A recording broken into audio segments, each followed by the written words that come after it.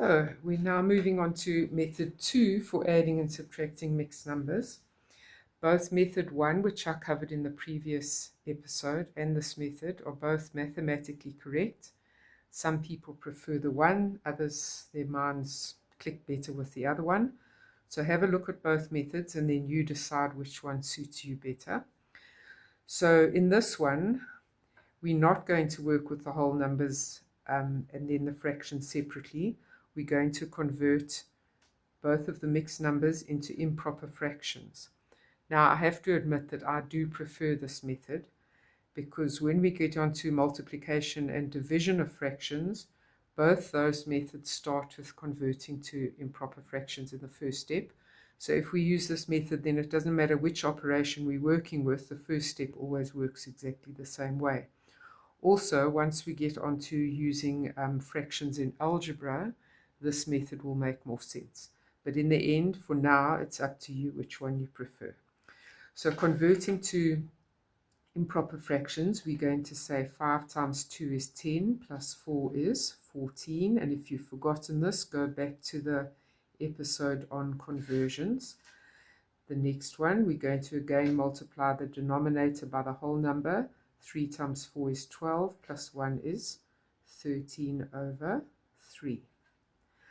Right, then we need to find a common denominator. So using our trick, we're going to say, what is the bigger denominator? 5. And does 3 divide exactly into 5? No, it doesn't. Next multiple, 10. Can 3 go into 10? No. Next multiple, 15. Can 3 go into 15? Yes, it can. So our denominators are going to be 15. And now we're going to set about finding our numerators by saying, how did 5 become 15? I multiplied it by 3, therefore multiply the top by 3. So we could say, okay, I'm going to work out 14 times 3 on the side here. But I think we're way past that sort of point in our education. So what we're going to do is remember that we would have said the 3 times the unit first. So we're going to do exactly that. 3 times 4 is 12, carry the 1, and 3 times 1 is 3, plus the 1 is 4. Then how did the 3 become 15? We multiplied it by 5, so multiply the top by 5. Hopefully you do know your 13 times table, but if you don't, we can do the same thing again. 5 times 3 is 15, carry the 1. 5 times 1 is 5, plus the 1 is 6. So now we've got a denominator of 15, but we've got not very big, but quite big numbers to add on the top. So we could do rough work like this. But again, it's unnecessary because we know that we would add the units first. So let's just do that. 5 plus 2 is 7. And then 6 plus 4 is 10. So we've got 107 over 15. It's very handy to be able to count in 15s quickly, or you might even know your 15 times table.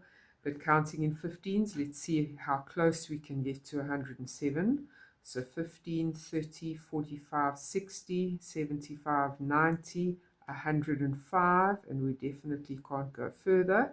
So that went in 7 times, and having got to 105, we've got a remainder of 2 over 15. Right, let's have a look at a subtraction sum. Also using this method where we're going to start off by converting to improper fractions first.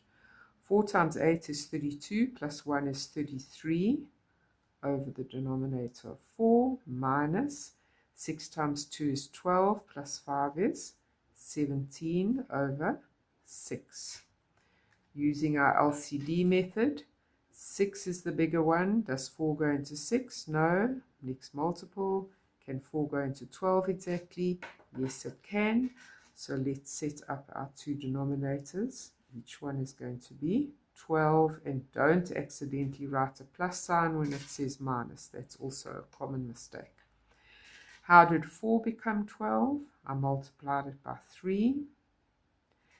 And 33 times 3 is nice and easy, 99. How did 6 become 12? I multiplied it by 2. And 17 times 2 is not very difficult. That's 34. Then again, I keep my denominator of 12. And just like we didn't need to do that for the addition sum just now, we don't have to do that in this case either. So unit minus unit. 9 minus 4 is 5. And 9 minus 3 is 6. So remember that 65 over 12 means 65 divided by 12. Think of your 12 times table. How many times does 12 go into 65? Well, 12 times 5 is 60, so it goes in 5 times, and then we've got a remainder of 5, which goes over the 12. Can we simplify the fraction part more? No, because there's no number that will divide into both of these numbers exactly. Let's finish off by doing another addition sum with the same method. So converting to improper fractions, 8 times 3 is 24, plus 3 is 20, 7 over 8, plus 6 times 2 is 12, plus 1 is 13 over 6. My bigger denominator is 8, and remember all these things I'm doing in orange, a lot of you might be doing in your heads by now, that if you are a person who tends to lose track of things, then rather just write it down. So my bigger number is 8. Does 6 go into 8? No, it can't. Next multiple of 8, 6 into 16, no.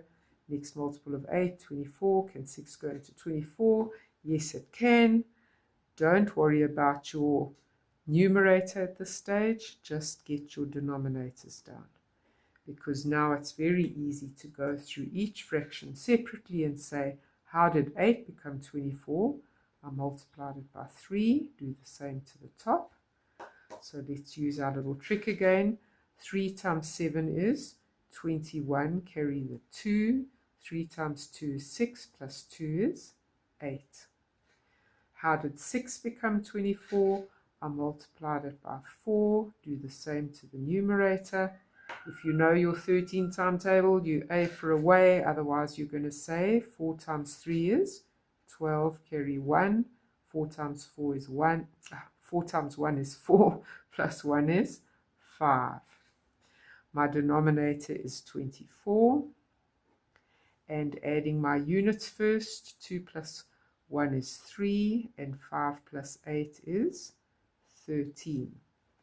So now we've got to think of 133 divided by 24. So we could try trial and error. We could do rough work on the side here.